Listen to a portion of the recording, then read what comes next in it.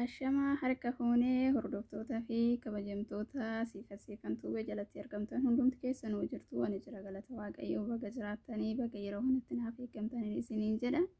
Ani jira galata waaqayyoo isinis akka jiraattan abdii fi amantaa guutuu waaqayyoo irraa qaban isiniin jedha. Har'aa siif maal qabattee dhuftee jechuun keessan hin oolu isatti taruun dura chaanaala koo kana warroonni maatii naaf hin taane sabiskiraayib, laayik, sheer gochuun nutti dabalamaay warroonni maatii nuuf taataniitu jirtan immoo laayik sheer gochuun nu jajjabeessaa isiniin jenna. Har'a wanti ani qabadhee dhufe tokko jiraate obboloota kooyi. Namoonni muraasni warroonni beektanis ni beektu wantoota miidiyaa kanarra deematoo jiran keessaa isa tokko jechuudha. Wajjinumaan baruudhaaf wajjinumaan ilaaluudhaaf akkuma isinitti gaaffii ta'e anis wanti natti gaaffii ta'e tokko ni jira. Ejjitiidhaanis wanti beeku tokko ni jira. Garuu sanirraa anas kan gaaffii natti ta'eetu argametu irra caala jechuudha. Obboloota keenya miidiyaa kana gubbaatti wal arrabsaa oolanii wal tuffachaa oolanii maaliif akka barbaachise hin beeku. Wanti akkanaa mootummaan nurraa eegamu wal jaalachuudha wal kabajuutu nurraa eegama. Oromoon aadaa qaba, safuu qaba, jaalalas qaba jechuudha. Malee wal hin jibbu jechuudha.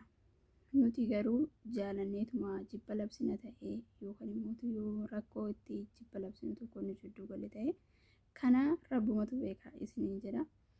Obboloota keenya asalatti wal arrabsaa oolan koomentiidha wal arrabsaa oolan keessa illee akkasuma deemanii keessa wal jeeqanii jiru jechuudha. Isaan kanarraa maal barannaa? Isaan kanaafuu maal dhaamnaa? Barnoota nuuf ta'uu kan jennu tokko waa tokko irraa barachuus dandeenya. Akkasuma immoo namoonni shakkii itti ta'e akkuma koo jechuudha. Wanti kun piraankidha warroonni jettanii jirtu jechuudha. Wanti kun immoo piraankii miti. Dhugaa dubbachuuf taanaan piraankii miti dhugaa rabbii dubbachuuf taanaan garuu anas na gammachiise sun taane baay'ee na gaddisiise jechuudha. Dhugaa rabbii obboloota koo kanan baay'ee jaaladhu kanan baay'ee kabajutu as gubbaa jira. Hunduma nan jaaladha hunduma nan kabaja. Garuu immoo wanti akkanaa kana gaafa argu baay'een gadda jechuudha keessa kootti. Wal qabannee wal cimsinee wajjin tabbaba'uudha malee bakka rakkanneetti wal gargaaruudha malee wal tuffachuu walitti dheekkamuun nurraa hin barbaachisu isiniin jedha obboloota kooyi. Akkasuma obboloonni keenya warqii kookeet obsaa maal irratti wal gahanii jettanii warroonni gaafisanitti ta'an ni jira. Anis akkasuma anaafis gaafidha jechuudha. Warroonni immoo piraankidha jettanii too yaaddanis ni jirtu. Piraankis miti. Ani wanti muraasa wanti hin beeku tokko ni jira garuu dhugumaan dhugaatti dubbiin kun dhugaadha. Wanti akkanaa garuu nurraa hin eegamu. Oromoon safuu qabaa, aadaa qabaa, aadaa keenya beekuun, safuu keenya beekuun dhaloota dhufuuf waa dabarsuun nurraa eegamaa jechuudha. Wanta akkanaa kana osoo hin taane akkasuma mootii warqinaarra yeroo dhaga'u garee keessa liiftii qabattee jirti kan jedhudha. Kun mootii jaalala osoo hin taane rakkina osoo hin taane jibba Oromummaa keessatti qabanidha. Dhugaa bakka kanatti warqii baay'ee itti aariin jira. Akkasuma mootiyyuu obboleessa keenya obsaas baay'een isa jaaladha baay'een isa kabajaa akka nama tokkootti miidiyaa kanarraa dhugaa. Anaaf obsaan obboleessa dhugaati jechuudha. Dhugaa rabbii dubbachuuf taanaan nama miidiyaa kanarratti bare keessa anaaf obboleessa dhugaati. Akkasuma kookeetti baay'een isa jaaladha baay'een isa kabajaa garuu mootiyyuu bakka hojii isaanii kanatti hin jaalanne hunduma isaanii. Kookeetis ta'ee obsaas ta'ee tokko bullaalee tokko beekuun dirqama jechuudha. Kanaafuu mootiyyuu mee maalirraa baranna yookaan mootiyyuu mee dhaamsa maaliif qabduuf isiniin jedha. Kallattumaan mootiyyuu rakkoon isaanii maal akka ta'e jechuudha. Kan beekurraa amammoo maal akka rakkatanii rakkoo maalii keessa akka jiranii wajjinumaan ilaalla. Kana mootiyyuu eenyutu furmaata godhaaf yoo jenne nu'umaa jechuudha. Isaanumaa jechuudha. Wanti akkanaan nurraa hin barbaachisu waan ta'eef mee waan tokko wajjinumaan odeeffannee walitti deebinaan isiniin jedha. Asumaayyuu warqii rakkoo ishii nan gaafadha akkasuma mootiyyuu obsaa fi kookeetti illee nan gaafadhaan isiniin jedha. Mee wanta warqiin jettu wajjinumaan ilaalla. Silkiin itti dawwaluudhaaf deema jechuudha. Inshaallah hin kaasti silkii yoo ta'e na jalaa isin kaasne har'a garuu haga sa'aatii kanaatitti sagalee illee erginaan ibsin na jalaa jette amammoo hin kaasti yoo ta'e wajjinumaan ilaallaan isiniin jedha. Obboloota koo dhugaa rabbii baay'ee tokko na gaddisiise. Baay'ee tokko ofitti aarelleen jechuudha. Nama miidiyaa kanarratti kolfisiisee taphatu keessaa isaaniin arge jechuudha.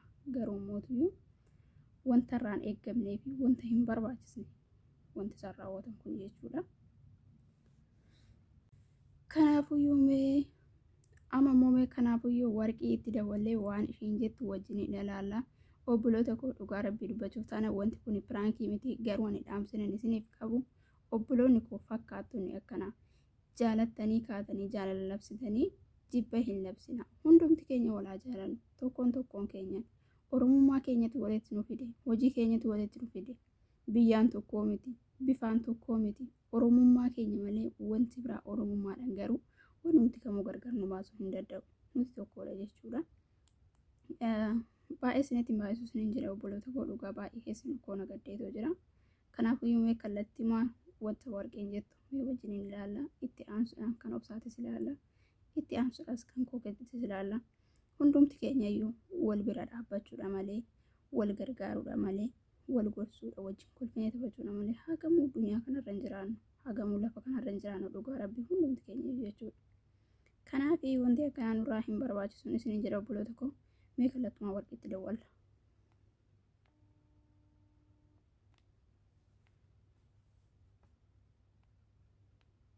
Hello.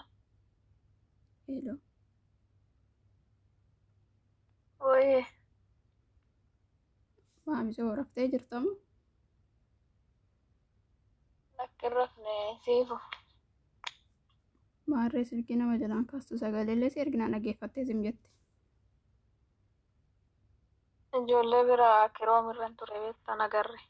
Kanaaf akkamatti akkam oolte. Nagaa kootanii galata waaqayyo akkamati fayyaa keeti miti? Nagaa galata rabbi. Kiroomii eenyu bira jirta ree sagalee guyyaa madadaa kirooma dhumarra oolte moo? Laan ibboo amma ijoollee bira dhaqanii yaadannoo dabbarraan ol bahe. Fayyuma keeti kaafi badde immoo sinagarree kaleessas. Jireessaan naqa jetteetti siifuu kiyya. Maarree sisinni ammoo sagalee dhumallee namaan deebistu nama siidoo waliin immoo nama jalaan kaastu maal jechuudha? Lakkee si'a lakkaasuu dhabuu kiyya beektaa xiqqoo isheen hin mijanne kanaaf malee sagalee immoo guyyaadhaaf siin qaba jedhe xiqqoo natti hin mijanne kanaaf asin jedhe. Fayyuma keeti kanarraa kan hafe. Jira galata waaqa. Waan nan jiraachuudha. Garee eenyu bira dhattee gubbaa kiroomitti irra sabboontuun garee keessaa baate naan jette maaliif garuu akkas ta'u warqii koo maaliif barbaachise? Eeni siifu garee keessaa ba'ee yaada ijoollee bira deeme malee garee keessa hin jiru. Sababnoo? Sababa egaa siifu silaa yaa'u iccitii jiru hundaa'ee sitti himee jira kana duras hin beekta.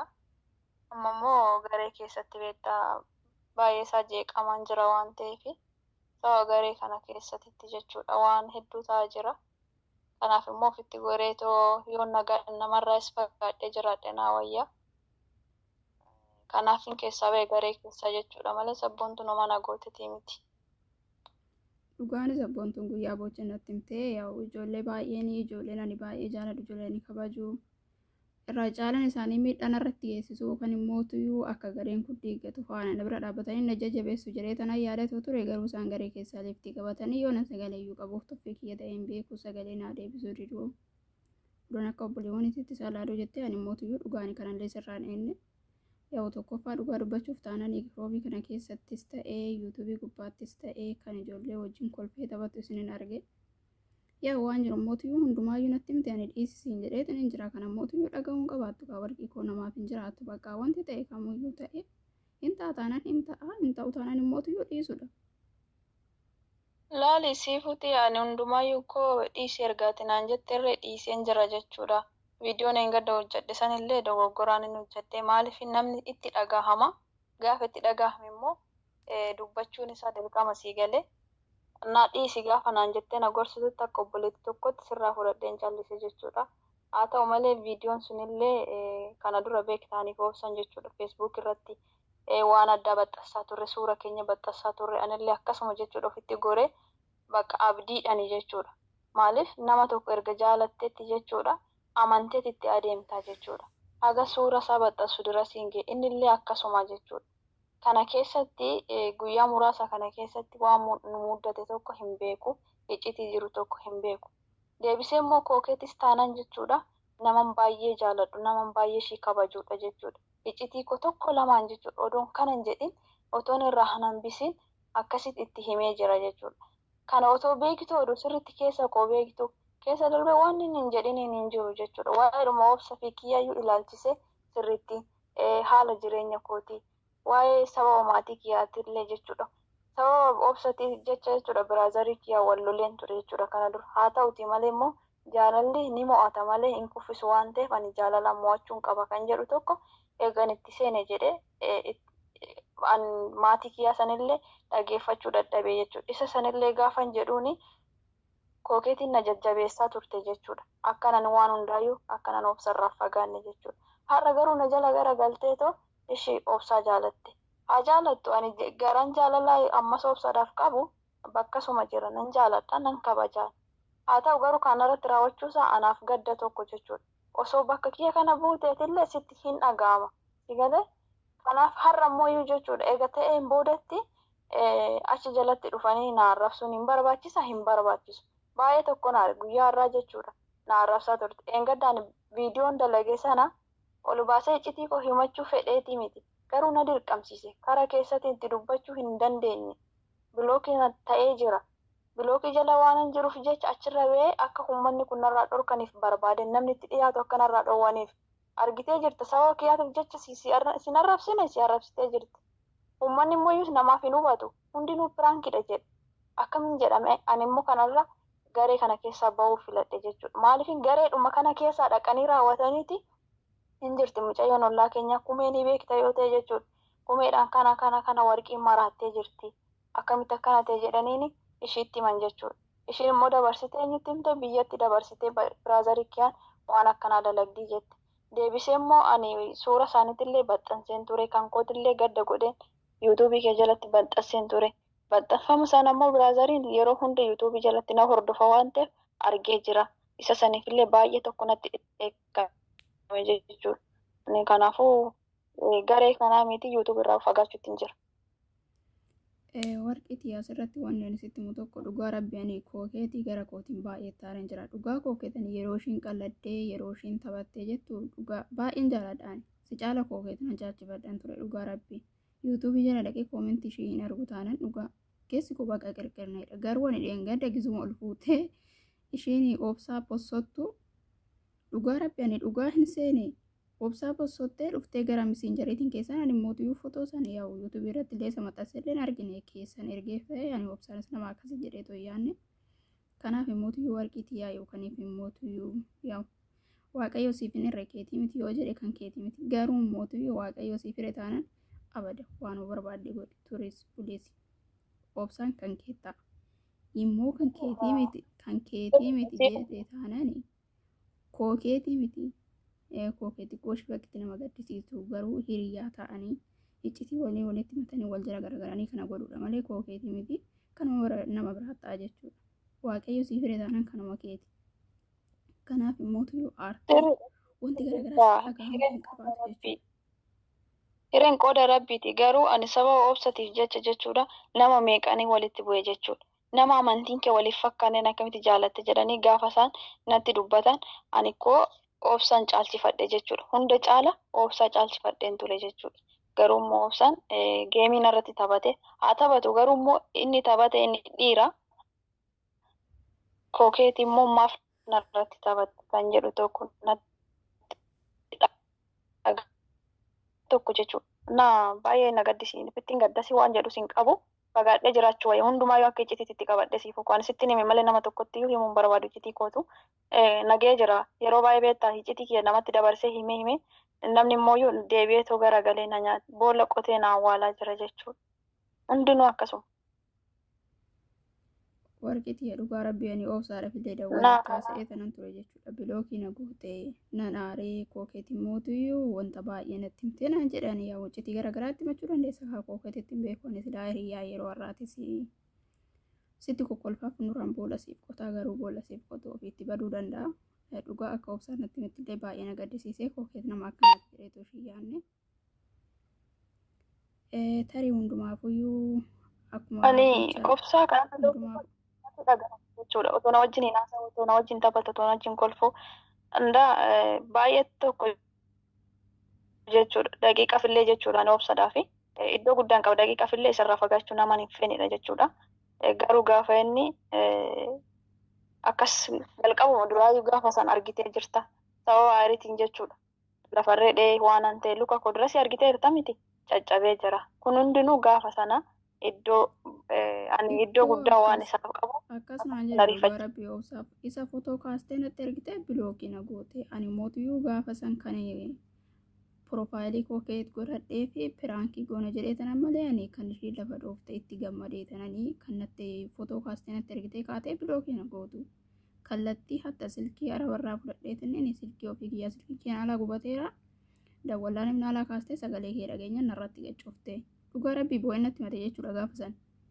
Garuu mootiyyuu ani deebi'ee dawwalaan isatis natti haasa'uu diddee sagalee sii qabnaanis naan deebisne. Warqii koo hundumaafuyyuu kookeetis akkuma gochisiititti waaqayyoon ishii dhafaa kennu. Dhugaani nama akkanaati jedhee too ishii yaanne waaqayyoon bichaan lubbuu naa kennuufi.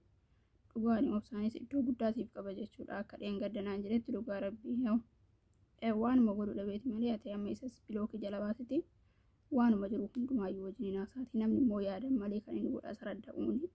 Jireenya hundumaa. Wajjin naasaa koo argite mee ijoollee jala deemii ilaali ni aara yeroo sanitti jechuudha. Maaliif nama jaalatte tokko jechuudha. Gaafa namni sun deebi'eetu nama biraa wajjin akkas ta'u sitti dhaga'ama. Otoo bakka kiyya buute sirriitti sitti dhaga'amaa jechuudha. Ani immoo iddoo akkanaatitti san eegne jechuudha mucaa kana. Sirriitti itti amanee jechuudha. Wanni nu naasofne hin jiru. Iccitii baay'ee wajjin naasee jira. Haa ta'u garuu iccitii akka haasofne sanitti ani foobsan wal jaalanne jennee akka qoosatti qabneeti dhiisne malee kiroomirraa baaneeti dhugaadha jennee dubbannee beekna. Hin beeknu garuu akka iccitiitti qabannee jirra jechuudha. Maaliif kuni miidiyaa irratti miti warqeetti yaa ammallee taanaan namni sin dhagahuu hin qabaatu dhugaa. Kana namni sin dhagahuu hin qabaatu jechuudha. Dhugaa. namni hedduun gaafa na gaafatu ani obsaa jechuudha. Akka obboleessatti ilaala malee miti jedheeniin dhoksaa ture jechuudha. Garuu dhoksuun kiyya sunarra miidhaan irraan geessii galee. Anammoo miidhaa innis yeroo dhufaatti mee atis natti himtu baay'ee rifadhee ture. Garuu mana meeqa dhufee keessan piraankii hojjechaa jiru piraankii. Dhugaa ani dhiboonni hojjechaa turani piraankii echaan ture mataa kiyyaan jechuudha. Deengada gizeeti garuu boochettuu natti mattu akkasuma boonnis dhufee natti hime. Dhaggoo isaa wanta akkanaa kun gaarii miti jennaan ani duraayyuu akkaatti himenne iccitii baay'ee kan kookeetti natti himte. Ani mootuu haa ta'u kookeetti mootuu kan achi garagartee waan hin taane obsaatti himtutu nagarrame malee haa jaalattu. Namni wal jaalata wanti isa kalaas namni miidiyaa irratti amma ko jaalattee miti ega jaalattee maaliif na arrabsitiidha. Ani immoo sabboottuun tilla himeen ture jechuudha. Sirraa hin dhowwaan aan jette jechuudha hin gaddas gaafa viidiyoo jedhee ka'een boodatti sabboontuudhaani garee keessaa na baasi jedheen itti dubbadde jechuudha. Lakki garee keessaa hin bayini sirraa hin dhowwaa maasii arrabsuu miti. Ega wal loltanii kalaas irraa sirraa hin dhowwaan aan jette. Ittiyyuu kan abaastu taatee jechuudha. Ani sabboontus cinquu hin barbaadu. Nama achi keessa jiru san nama hunda isaanii nan kabaja. Ani akka ishiin na arrabsitu sanitti gabbee darrabsuu hin wallaale garuu namoota gurguddaan kan akka haadha eebboo, kan akka sabboontuu, kan akka abbaa eebboo namoonni kun abbaa keenya haadholii keenya jechuudhaan as keessa jira. Kabaja isaanii maafan dhowwa. Har'a immoo deebisee kiroomii gubbaarratti akkasitti yoo arrabsine dhaloota boruutitti darba. Kanaaf hin calliseet inni waan hundarraayyuu fagaachuu naa wayyadha. Anan garee kana keessaa illee bee. Ani jaalalan garee kanaaf qabu adda ture jechuudha. Garuu har'a garaan na badee. Dhugaa rabbii dhuftee jechuudha keessan. Maali warqii jala minniffattaa naan jette gara hundaan bilookii na goote waasaappiidhaa sagalee na argite achumaan misiinjariidhaan irraafatte ta'ee misiinjarii immoo lama qabdi dhaqee achiin. Ani sagalee itti qabnaan sagalee kee dhaggeeffattee bilookii na goote achirraas. Feesbuuk ishee jalaas immoo hunda jalaa na baastee jechuudha. Hagana nama akkanaa ishiin seene kanaan boodatti garuu hiriyaa shamarraa jechuun anaaf akka du'aa sanitti ni ilaala jechuudha. Ni shamara kamittu dhiyaachuudha jechuudha. Duratti koo yoo shamarra akkana nu goote jedhanii himatanii nin sobu natti fakkaate. Garuu har'a dhufee mataa keerra ga'ee haa ta'u barumsa naa ta'a qoromsa ani tokkoffaa maatii keenyarree wal dhabee jira yaa siifuutiyya. Deebisee obsadhaanis wal dhabee jira. Kookeetillee hiriyaatii wal dhabee jira. Warra garee kanaattillee kanan jaaladhu wal dhabee jira. Ani kana boo namatti sin deebi'u yuutuubis irraa fagaachuun qaba. Sammuu kiyya dhabee jiraachuu hin fedhu tokkoffaa caccabeen jira. Hin barbaadu bakka. Nagaadhaan jiraachuun barbaada. Warqeetii yoo maamiti hundumaafuu yoo akka garaan nama godhe taazabatti hin dabarre malee barreessi hin darba. Wanti hunduun dabra miti. har'i boruu miti. Kaleessi immoo har'atti hin dhufne achumatti hafe. Kanaafuu yommuu abdii kutachuu isa kan boruutillee dhiise jechuu osoo hin taane waaqayyotu jireedhanii abdii godhachuun immoo waan tokkodha jechuudha. Kanaafuu waanuma tokko wanti sitti dhaga'amu tokko hin qabu. Dhugaa rabbii ani obsaa gara jiru nan haasofsiisa. Kokkeet garuu dhugaa rabbiin taragaaggaatoo ta'e haa taragaaggaatu. Ani dhaqee keessa sabboontu turani waaqa tokko hin dhageessifoo ta'e dhugaan kokkeet baay'een kabaja baay'een ishee jaaladha. Oduu sagalee naaf hin qabne namatti turte. Garuu as garagartee maalaan jettee gaafa obsaa bossattu san jechuudha. Maaliif akkana kokkeetii waan akkanaa kun gaarii miti. Atillee biroo nama jireenya godhatu. Wanti akkanaa kun immoo barbaadellee horiyaa ta'e garaan nama jaalachuu baachuu danda'a. Maaf akkas gootan jedheen. Yoo barbaadde bilookiin godha abbaa natti naasa'in naan jette. Kazaa achi dhuftee keessa natti himte isa bosonnaanii mucaa dhiyaa kiyyaatiin illee wallollee waa lama dhabu jedhee tananii. Kana booda isuma dhugaatii obsaatti himnaan jette. Indee maal jedhee taa'etti maali obsaatti maal jechuudha maali yaaddeetti silaatu yoo obsaa walii wajjin jira maal jechuudha jedheen. Waa lama dhabu naan jette. Kazaa kana naan jette yoo sidii ta'e nafaan haasa'u sinii ta'uu baate immoo yoo bilookiin godhaatii adii keessan jala baafadhaatii baana jala naan jette. Achumaan nan dhufee himuudhaan itti dawwale. Ani dhuguman jedha yoo garaas hin dadhabe na jalaa baha naafis hin dawwale itti sin dubbatina naan jette. Hin qaladde dheetumaan wajjumaan kolfee dhiise. Jedhi jennaan hin qaddamootu yoo piraankii hojjanne jenne wajjinumaan jechuudha ishiin wajjin. Jedhi jennaan ani kaadheen gaddaa akka ishiin dhuftee keessa si arrabsitee bilookii si gootee obsaan dhanis immoo yoo kana hunda wal gootanii dhugaa dubbachuuf taanan immoo yoo obsaa silkii bira hin jiru dhuguma jedhee nuti kakatee dhugaa rabbii. Maaliif immoo obsaan tokkoffaa jechuudha. Ani bilookii godhe jechuudha. Inni iyyuu jaalannaan miti kan suura ishiitirra godhatee tozooru. Garaa jaalala shidha qabaannan miti. Ana maaf na goyyomsu. Ani ko na goyyomsaa deemaa jechuudha innillee jechuudha. Ani immoo na goyyomsaa. Ati nama miidiyaati maal namni odoo haadha manaa qabu nama meeqatu namarra kaawwachaa ta'oole hundee ati mootuu isa online irratti jaalatte dhiisitee dhugaa rabbii abbaa eebbuutiif haadha eebbuumee fakkeenya fudhadhu. Gizee isaan koomentii jalatti taphatan gizee lama jechuudha. Haati eebbuu fi abbaan eebboo jechuudha. Isaan haadha ijoollee ta'anii jiru. Maatii isaanii beekanii jiru. Akka barbaadan ta'u nuti immoo gana nama reefu wal jaalate nama gana waan hedduun fuuldura keenya nu eeggataa jirudha jechuudha. Kanaafuu kana raawwachuu qaba. Maaliin kun profaayilii nama meeqatu kaawwadheetu deema. Dhugaa dubbachuuf taanaan miidiyaan nama baruurra miidiyaalee baruun gaariidha. Atis isaaf jettee dhugaa dubbachuuf taanaan haa kaawwattu yoo onneen jaalala hin qabu taanaan abbaan barbaaderra haa kaawwatu obsaan anarraa kaawwatu abbaa barbaaderra haa kaawwatu kun waan nama aarsu. Jaalala waan ta'eef nan aarakaa akkamitti godhata. Jaalala footoodha wanni ta'u yookaan haasaa qilleessa wanni ta'u tokkollee hin jiru kanarrallee ati abdiin kaawwatin. Dhugaas hin jedha dhugaa rabbii. Iddoon ani aaree jirutti akkas erga godhetti ikkoo kun maal jette otoon aaree osoo hin jiru jechuudha. Gaafa san aaree giseen akkasitti dubbadhee mirga jedhee dubbadhu sana natti kolfaa ture jechuudha. Deebisee aarii sanin lafa dheen ture. Maa lafa dhooftee yookiin maa kaatellee naan hin jenne naanis aareen jechuudha bilookii nan godhe. Natti dhagahame. Namni kun edaa dhugumatti narraa fagaachaa jira kan jedhu tokko jechuudha. Jijjamma rikkoo jaalalumaa sirraatituu yoo hin taane. Ani beekaatu waanti deeme garuu jaalalli beektaaree iddoo si qabu illee hin beektu waa si godhu illee hin beektu jechuudha. Si goyyomsiti gowwaa si gooti waan ta'eef jaalalli badheetti si gatti. Anallee badheetti na gatti jaalalli. Abdiin kutatinitee dhugaa rabbii ani obsaa waan jiru haasofsiisee dhuguma garaadhaan qabataanan garaa keerraa kutattee jireenya mataa keetii jiraachuudha malee jireenya abdii kutachuu jireenya obsaa malee jiraachuun immoo dhiirri haala tokko jala sagali. Bokkoosaa jedheen yaada biraazariin kee bilookii na godhee jiraan obbolaa keetti illee haasaan jiru. Bakka hunduyyuu hiree rabbiiti kaa isaan isarraa malee sassi ga'u ijoollee kanarraa immoo fagaachuun qabdu garee keessaa mootii yoo himuuf ta'uu hin qabdu dhugaa rabbii garee keessaa ba'uu hin qabaattu dhugaa rabbii sabboontu sagalee ishee erga jechuudha boocha sagalee natti ergite maal isin godhe isin hunduyyuu bor akkasuma na gootu naan jette dhugaa rabbii. Nuti maal ishii nama gargaaree yookaan mootii kolfinee taphachuudha malee yuutuubii kanarraa faayidaa arganneeti miti dhugaa rabbii hundumti keenyaaf jechuudha.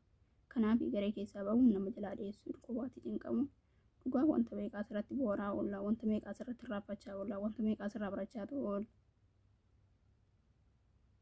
Mee dhiisisiifu garaan na gubate dhugaa guyyaa guutuu jechuudha. Ani mataan kee ani beekta tokkoffaa nama sa'aatii kanatti jechuudha.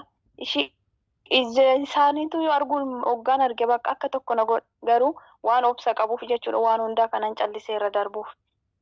Sabboontuun illee na gaafattee turte keessan jechuudha. Deebillee hin deebisneefi natti dhagahamee jira. Bo'aan oole guyyaa guutu. Garuu ijoollee hunda isaaniitiin nan hirmaadha. Isaanan jaaladha. Isaanan kabaja. Isaan garuu gisa ishiin akkasitti deemtee na arrabsitullee akka piraankiitti fudhatan jechuudha. Piraankiidha hojjettu. Maalodhaa jedhu jechuudha. Namni hubachuu hin danda'u. Erga namni hin hubanne immoo akkaman godhame. Dhiisee irraa fagaachuu wayyuu. Kanaafuu yommuu waan jiru hundumaa hin ilaalla. Yoo ta'e hin ta'a yoo hin taane immoo namarraa gabaabbatanii jaalattee bakka afaan ishee adabachuudha kookeeti. Wanti lolaan ta'u tokko hin jiru. Kuusaammoo wanni giddi Kanammoo waan ta'e garuu ijoollee keessatti na salphisuu baatte otoo ishiin dubbachuu baatte ani hin dubbadhuun ture jechuudha. Waan hundumaa iccitii kana hundaayyuu ukkaamsetuman ta'a jechuudha. Garuu isheen achi jala deemtee jechuudha. Naarrasu ishee jechuudha. Iccitii kiyaafi kan obsatirree kan ol baasise malee ana ol baasuu fedheeti miti. Ammas taanaan immoo homaa miti. Ani miidhamee obsaa dhabuudhaaf miidhameedhaafi homaa hin ta'u. Du'a hin du'u. Miidhamus hinuma ka'a. Ilmi namaa kufaa cabaati ka'eeti jechuudha kan bakka barbaade gahu. Garuu ishee baay'een itti gadda. Iccitii koo baasee itti hime akka hiriyaa dhugaatitti ishee fudhadhee jechuudha. Kan argitu jechuudha. Jechaan ishee ibsuu hin danda'uun ture. Garuu fakkeenya naa taatee jirti jechuudha isheen kana booda. Fakkeenya guddaa naa taatee jirti. Nama kamittuu akka hin dhiyaanne na taasistee jirti. Haa galatoomtu. Garuu waan biraa isinitti hin himu akkuma nan arrabsin adabattee narraa haa teessu. Arraba ishee sabasabattee jechuudha. Warqee kooti ishee sirraan ta'e jaalatteeti miti giddi isheeti wanti isheedha wal geechuun tokko hin jiru. Atis chaanaala mataa keetti hojjettaa ishees chaanaala mataa isheetti hojjetti. Kun wanti waliin nama gahu hin jiru. Ta'uu baannaan chaanaala kee akka jalaa akka hin dhufne chaanaala nama biraa jalatti barbaaddu harmattu barbaaddu haa dhiistu. Wanti immoo chaanaala nama biraa jalatti Bilookii godhee jira. Ani ishiin argu. Bilookii ishii godhee jira. Kee jala chaanaala kee jala si jammar maal godha dhufti miti. Nama jalatti dhuftee na dhufaa jirti malee. Wanni ishee si geechuun hin jiru afaan adabattee obsaawoo ta'e fedhii isaati taanaan wanni giddiidhaan obsaadha warqee jaaladhu kookeetti dhiisi jedhuun hin jiru fedhii isaati irratti hundaa garuu na obsaan akkanatti himetti dhugaa rabbiinis baay'ee haareetu natti hime jechuudha. Kanaaf immoo tuyyooti warqeetii hoomtu sitti dhagaamni dhugaa hin darba hundumtuu yeroodhaan malee namni kun maatii walitti godhatee daa'ima walitti godhatee addaan ba'a urukatti wal jaalatee dhiisee xiqqoo ishee garuu bakki nama gaddisiisu. Bakka naa ta'a jedhanii yookaan immoo namni nama tokko hin abdata kaa waaqa gaditti namni nama tokko ni jaalatas ni abdatas bakka ammoo abdatteedha yoo rabbi immoo kan keetiin jedhin wanni ta'u tokko hin jiru kan keetti taanan immoo bakki deemu tokko hin jiru jechuudha. Kanaaf abdii kutattee obsaatti isaa artee maalis hin jedhini kan ammoo dubbachuudhaan malee callisuudhaan miti bilookii jalaa baasee jechuudha isas dhuguma rabbii siin jedha warqii yoo na jaalatte. Bilookii jalaa na baasanii jiru. Sifoon maalaan mana maalitti immoo masaanuu jedha sanarratti akka fidu barbaaddeeti. Maal godhan bilookii jalaa isa baasaan. Bilookii jala baasee wajjin hin dubbadhu warqee. Bilookii jala baasetti waan jiru. Otoo shirraa hafee yoo shirraa hafee ta'e lakkii ani yaaduma ishee wajjin hin haasa'e jedhe okkee bilookirra isa kaasee itti na wajjin hin naasa garuu kanarraan kan hafetti ammas taanaan ishee wajjin hin haasa ta'e taanaan ishee duuba kaatatee taanaan ani bilookirraa hin kaasu. Maal akkuma shariyaan ajaja jedhan san inni masaanuu fiduu barbaade moo masaanuu ija isheetu arguun fedhu. Kanaafuu yoo warqee waan hundumaa yoo wajjin dubbachuutu furmaata ta'a kaa wajjin hin dubbadhu. Bilookirraa kaasitti wajjin hin dubbadhu. Sifoon aliisatti garaan na gubatee jiraani obbolaa kiyyaanuu wal dhabee jira. Amma sa'aatii kanatti ani obsaa jiru masatti yoo fedhume karameen karaa akka maatii kiyyatti deebi'eetoo maatii kiyya barbaaddachaa jiraani. Dhugaa ijoolleen illee sagalee illee naa qaba sagalee ijoollee deebisu nama tokko. Meeqaan isaanii jechuudha maaliif cinqii keessa jira waan ta'eef jechuudha.